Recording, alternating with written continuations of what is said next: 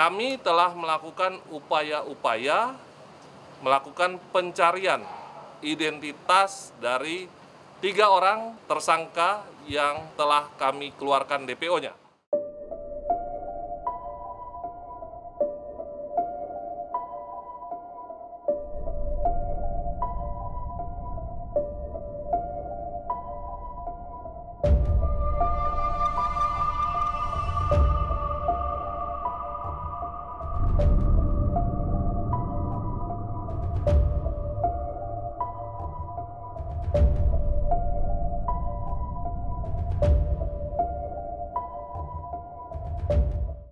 Saya akan menyampaikan terkait perkembangan penanganan kasus pembunuhan yang juga baru-baru ini kembali menjadi pembicaraan di masyarakat, khususnya di netizen. Ya, semenjak juga adanya film yang diterbitkan oleh salah satu rumah produksi, yaitu kasus pembunuhan kita kenal dengan kasus Vina yang di Cirebon. Kasus ini awalnya ditangani berdasarkan laporan di Polres Cirebon Kota kurang lebih pada bulan Agustus 2016.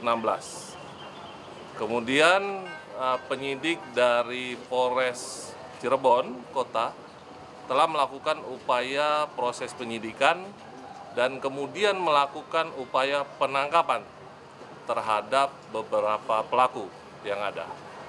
Nah, setelah itu kemudian proses ini karena merupakan kasus menonjol, di mana sebelumnya dilaporkan kasus ini adalah kecelakaan.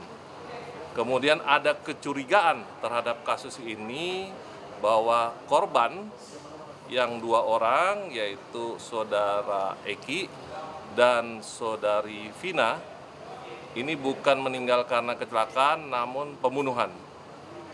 Kemudian setelah itu penyidik Polres Kota Cirebon melimpahkan, artinya penanganannya dilimpahkan ke Polda Jabar.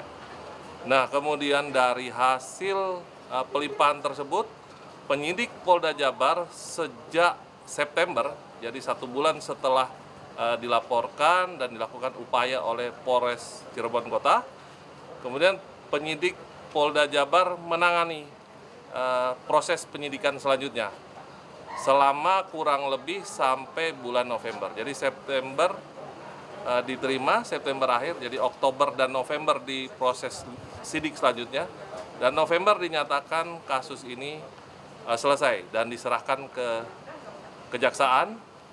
Kemudian kasus ini bergulir di pengadilan.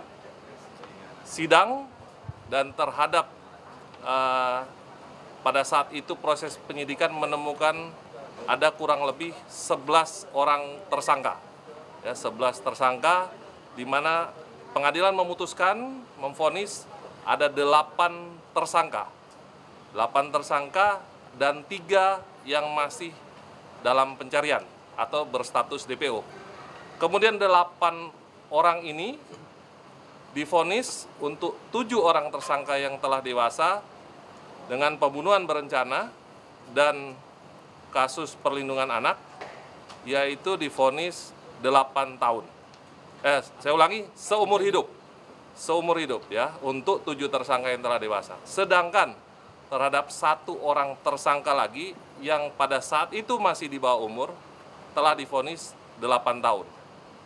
Yang perlu juga saya sampaikan kepada rekan-rekan tersangka yang telah dewasa. Sedangkan terhadap 1 orang tersangka lagi yang pada saat itu masih di bawah umur telah divonis 8 tahun.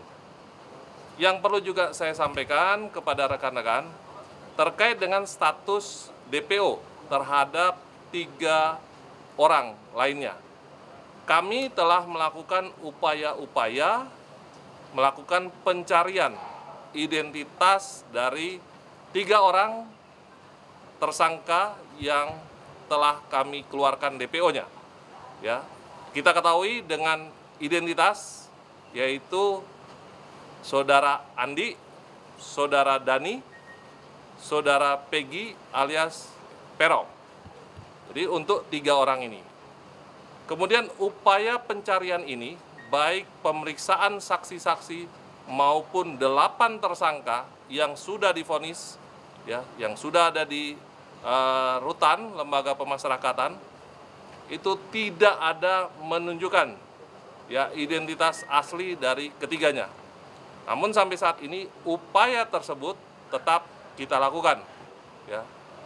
Saat ini juga untuk ketiga tersangka perlu kami sampaikan, ya, 3 tersangka yang masih berstatus DPO, dari hasil pemeriksaan penyidikan baik di Polres Cirebon Kota, di Polda Jabar maupun di persidangan, ya, tidak ada yang menyebutkan, yang menyampaikan bahwa identitas ketiga orang tersangka yang di PO adalah dari keluarga atau anak anggota kepolisian.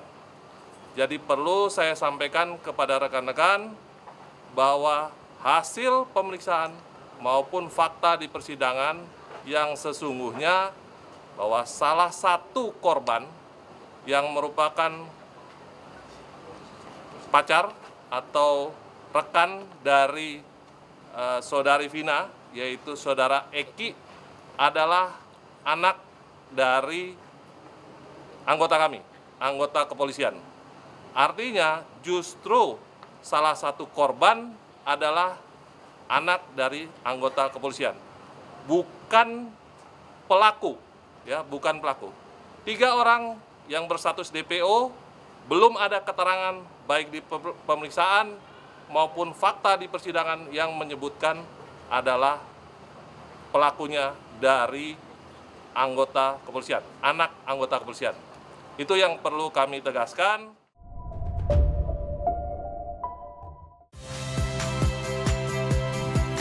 Saya Cynthia Rompas.